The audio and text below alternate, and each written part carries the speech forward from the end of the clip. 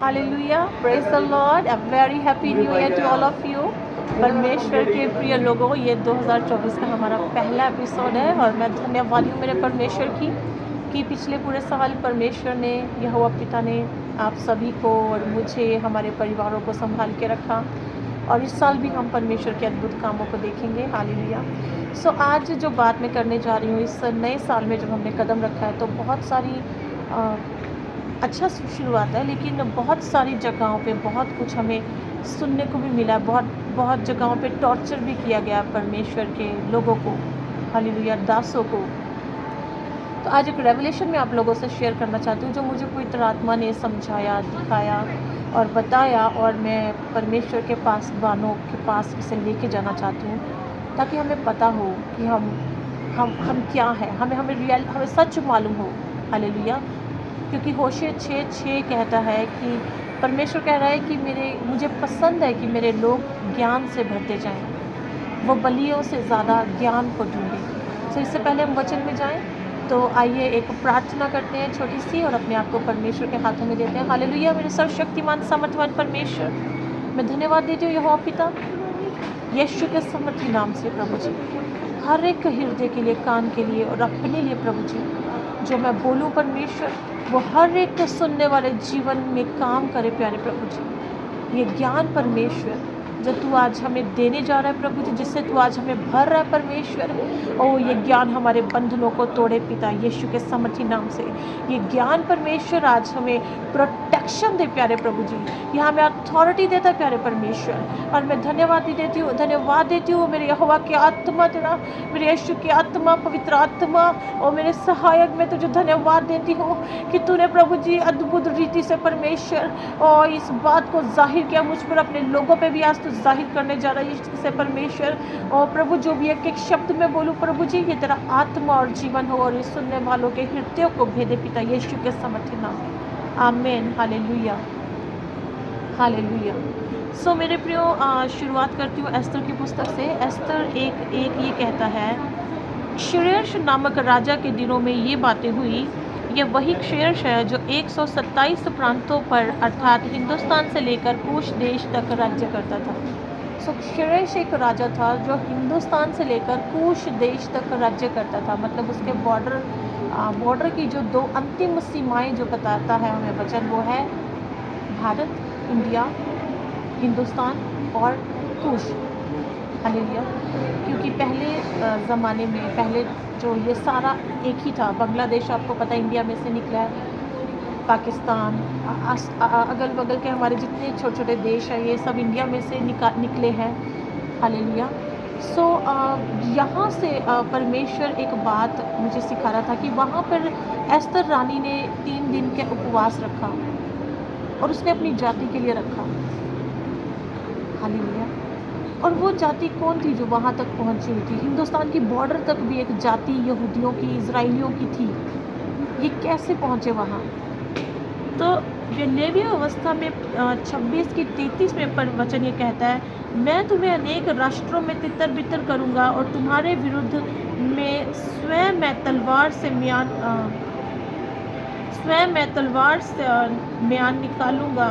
से तलवार निकालूंगा। तुम्हारा देश निर्जन हो जाएगा, तुम्हारे नगर उजाड़ हो जाएंगे। व्यवस्था विवरण 4 की 27 में परमेश्वर का वचन कहता है, प्रभु तुम्हें विभिन्न जातियों में तितर बितर कर देगा। जहाँ प्रभु तुम्हें ले जाएगा उन राष्ट्रों के मध्य तुम अल्पसंख्या में रह जाओगे, तुम माइनॉरिटी में रह जाओगे, तुम छोटे छोटे टुकड़ों में रह जाओगे। तुम्हारा परमेश्वर तुम्हें एक ऐसी जगह पे लेके जाएगा। ये क्या था कि मूसा के समय पे जो परमेश्वर ने कहा, ये क्या किया खुदा ने?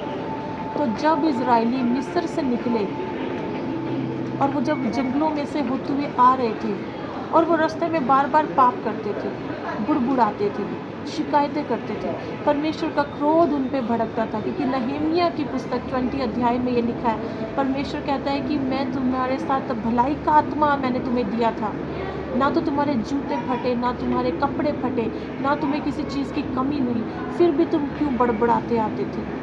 और जब परमेश्वर का क्रोध उन पे आता था और परमेश्वर उनको मारता हुआ आता था, लेकिन उनमें से कुछ जो थे रास्ते में तितर बितर भी हो गए, कुछ वहीं पे भटक गए, अलग हो गए। डर के कारण कह लीजिए, अपने पाप के कारण कह लीजिए, क्योंकि ये एक श्राप आया उन पर। कितने इजरायली रास्ते में रह गए, रास्ते में तितर बितर हो गए, भटक गए। जो इज़राइल है, इजिप्ट है, ये सब एशिया का हिस्सा है। हालेलुया, हम जानते हैं। तो ये सारे हमारे आसपास के देश हैं, आप बाय रोड वहाँ तक जा सकते हैं क्या। तो ये सारे जो अल्पसंख्यक में रह गए, मूसा के समय में ये हुआ। फिर उसके बाद ये हिजकियल और जो नबी आए, उनके द्वारा भी परमेश्वर बार बार उन लोगों के बारे में बात करता रहा जो इज़राइल आते हुए रास्ते में तितर बितर हुए थे। यह हिजकियल की पुस्तक 36 का 19 अध्याय कहता है, 19 वचन ये कहता है, मैंने विश्व के राष्ट्रों में उनको तितर बितर कर दिया, वे भिन्न भिन्न देशों में बिखर गए, मैं उनके आचरण और व्यवहार के अनुरूप उनका मैंने न्याय किया। परमेश्वर कह रहा, मैंने ये न्याय किया, जो आचरण और जो व्यवहार उन्होंने रास्ते में मेरे साथ किया, मैंने उनको तितर बितर कर दिया।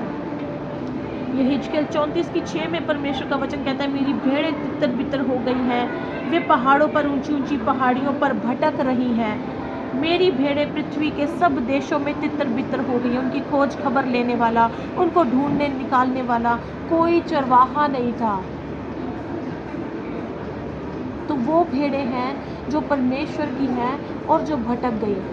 तो क्या हुआ, हिंदुस्तान के बॉर्डर में अगर आप एस्तर का 9 का 19 पढ़ेंगे, 9 का 19 में लिखा है कि जब मोर्दके ने वो जो नियम एक निकला था कि यहूदियों को मार डाला जाए एस्तर के समय में, जिसको खारिज करने के लिए एस्तर ने 3 दिन और 3 रात जो है उपवास किया, और उसने अपनी कम्युनिटी से भी कहा कि आप भी जहाँ जहाँ है सब मेरे साथ उपवास में जाएं। तो वो वहाँ पे 19 में परमेश्वर का वचन कहता है कि जो इज़राइली देहात एरियाज़ में रहते थे,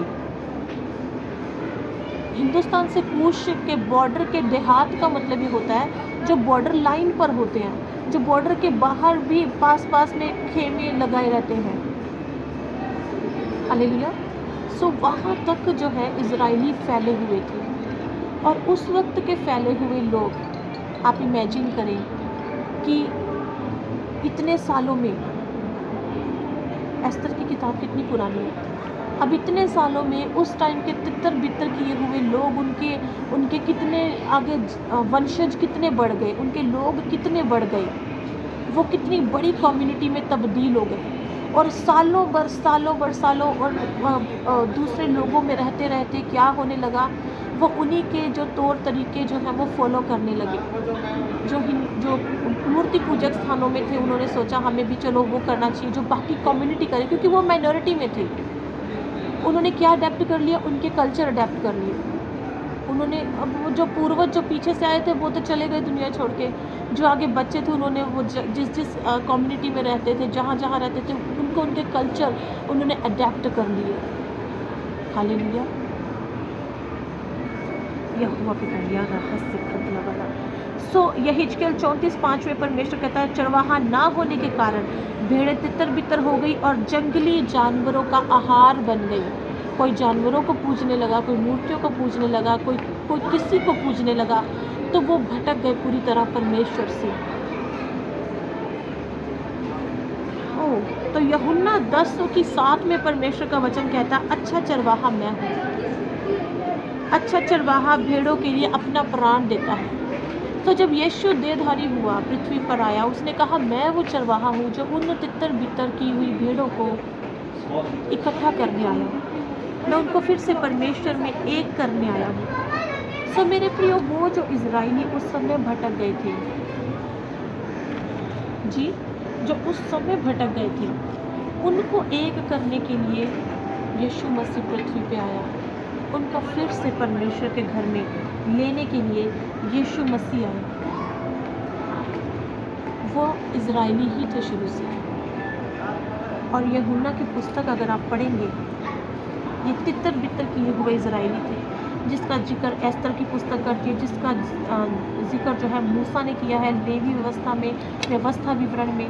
हर जगह इस बात का विवरण है कि एक जाति तितर बितर हो गई थी, और अब वो जाति बहुत बड़ी तादाद में बहुत बड़ी संख्या में बढ़ चुकी है। वो कभी माइनॉरिटी थी लेकिन अब वो माइनॉरिटी नहीं है। हालेलुया। तो यूहन्ना की पुस्तक उसका 11 अध्याय, अगर हम 11 अध्याय में 49 ऑनवर्ड्स पढ़ते हैं, उसमें लिखा है, तब उनमें से कैफा नामक एक व्यक्ति ने जो उस वर्ष का महायाजक था उनसे कहा, तुम कुछ भी नहीं जानते और ना ये समझते हो कि तुम्हारे लिए ये भला है कि हमारे लोगों के लिए एक मनुष्य मरे और सारी जाति नष्ट ना हो। हालेलुया। यह बात उसने अपनी ओर से ना कही, परंतु उस वर्ष का महायाजक होकर भविष्यवाणी की कि यीशु उस जाति के लिए मरेगा। और 52 ये कहता है, और ना केवल उस जाति के लिए वरन इसलिए भी कि परमेश्वर की तितर बितर संतानों को एक कर दे। आई रिपीट, कि परमेश्वर की तितर बितर संतानों को एक कर दे। तो मेरे प्रियो, प्रभु यीशु आया और उसने अपना लहू बहाया, उसने अपने प्राण दिए सूली के ऊपर, हमारे पाप अपने ऊपर ले लिए। किसके लिए?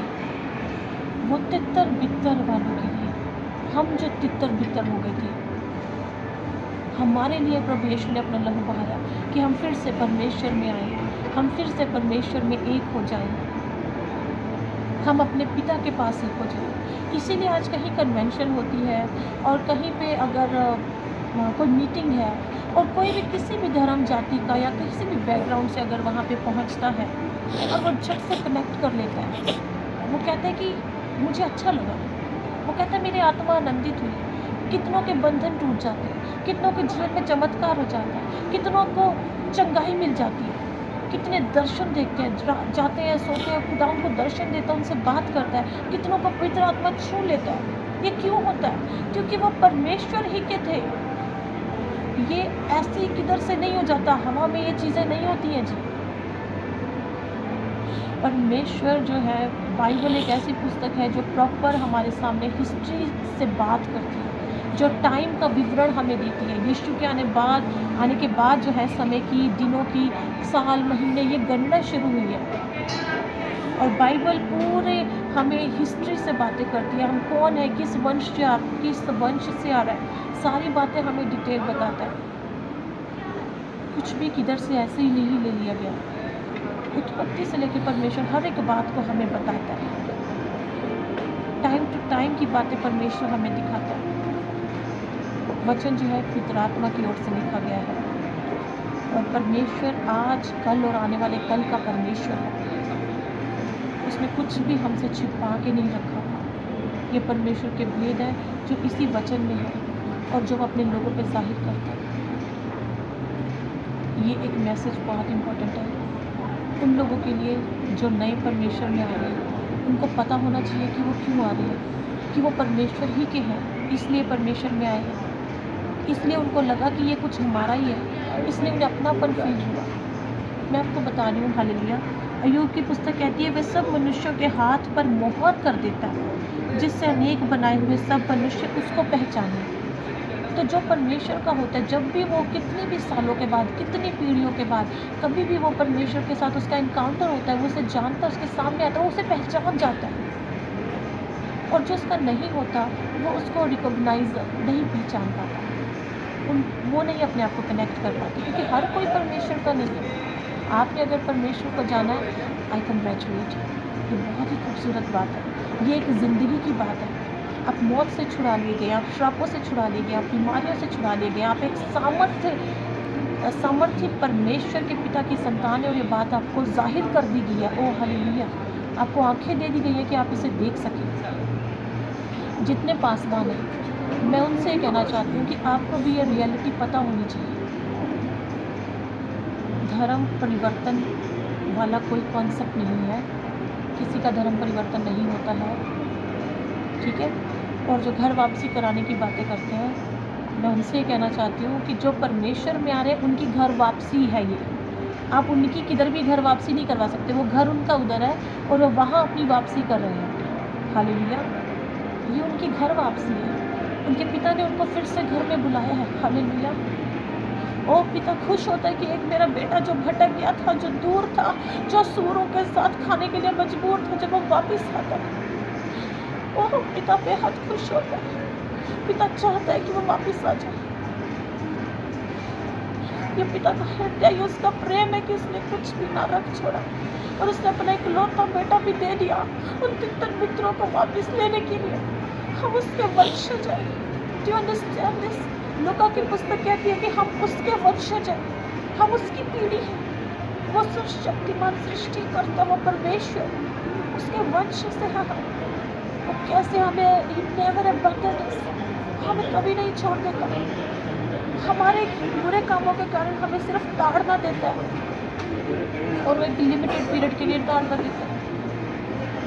हालेलुया। प्रेरितों की पुस्तक 3:19 कहता है, इसलिए मन फिराओ और लौट आओ कि तुम्हारे पाप मिटाए जाएं, जिससे प्रभु के सम्मुख से विश्रामित के दिन आए, विश्राम और शांति के दिन आए। मन फिराने का समय आ चुका है, घर वापसी का समय आ चुका है। और मेरे परमेश्वर के याजकों, प्रभु के पास मानो, कोई भी आपको अगर इस बात के लिए टॉर्चर करे, आपको सच्चाई पता होनी चाहिए, क्योंकि भजन संहिता 1 में कहता है उसकी सच्चाई मेरी झिलम और मेरी ढाल है। सच अगर हमें पता है तो हमारे हृदय में एक परमेश्वर की अथॉरिटी है बात करने की कि किसी का धर्म परिवर्तन नहीं। उनके पिता ने उनको वापस बुलाया, उनका समय आ चुका है बॉन्डेज से रिलीज होने का, उनका समय आ चुका है पिता में फिर से यीशु के द्वारा एक होने का। हालेलुया। यूहन्ना की पुस्तक कहती है 14:20 कहता है, उस दिन तुम जानोगे कि मैं अपने पिता में हूँ, तुम मुझ में और मैं तुम में। ये एक स्टेटस है, मैं तुम में और तुम मुझ में। यीशु कह रहा है कि मैं पिता में ऐसे हूँ, तुम मुझ में एक ऐसे हो जाओ। और ये हमें एक करने के लिए मेमने ने अपना लहू बहाया कि उसकी दुल्हन फिर से इसमें एक हो जाए। ओह, मुझे बेहद खुशी है इस खूबसूरत मैसेज के लिए। And it's really needful. ये बहुत इस समय की ज़रूरत मैं समझती हूँ, क्योंकि बहुत सारे पास्टर्स को टॉर्चर किया जा रहा है, प्रताड़ित किया जा रहा है, बहुत कुछ हो रहा है और ये बढ़ने वाला है। और ये मैसेज, ये संदेश, ये सच मैं चाहती हूँ कि आप ज़्यादा से ज़्यादा लोगों के साथ इसे शेयर करें। पास्टर्स को ये पता हो, खासकर कलीसियाओं को पता हो कि वो क्यों परमेश्वर में है, क्यों आए और सडनली क्यों हुआ ऐसे। जो भी उनके साथ परिवर्तन हुआ, अंतर हुआ कुछ मन के अंदर, बाहर से कुछ नहीं, मन के अंदर, जीवन के अंदर अंतर कुछ हुआ। ओह, ये किसी के बस में नहीं है, ये पवित्र आत्मा है। ओ मारा सीला रखा मेरा परमेश्वर, मैं धन्यवाद देती हूँ तेरी आत्मा के बहाव में प्रभु जी तेरे लोग बहते जाते हैं। और मैं धन्यवाद देती हूँ प्रभु उन तमाम तितर बितरों के जिनका समय आ चुका है यीशु के लहू के द्वारा, और जिनको पिता तो फिर से वापस बुलाता है, जिनके लिए पिता तो अपनी गवाहें पसार के परमेश्वर को वापस बुलाता है। और मेरे खुदावंदा मैं धन्यवाद देती हूँ प्रभु जी तुझे और तेरे तमाम उन पासवानों का जिसको तू प्रभु बल देता है कि रईसी लेंदना रबासी के तेरा वचन कहता है सिद्ध स्थिर और बलवंत होता जा। इस वचन में प्रभु जी तेरे पासवान, तेरे याजक सिद्ध स्थिर और बलवंत हो इस वचन के द्वारा यीशु के सामर्थी नाम में। परमेश्वर तेरे कवच में ओ प्रभु जी तेरे दास बने रहे, छिपे रहे सामर्थी नाम में यीशु के। हालेलुया। और सर्वशक्तिमान परमेश्वर तेरी सच्चाई उनकी ढाल और उनकी झीलम है यीशु के सामर्थी नाम में। पिता मैं धन्यवाद देती हूँ आपके, और धन्यवाद देती हूँ प्रभु जी इस सारे समय के लिए, हर एक शब्द के लिए पिता आत्मा आपका धन्यवाद यीशु के सामर्थी नाम में। हालेलुया, हालेलुया, आमीन।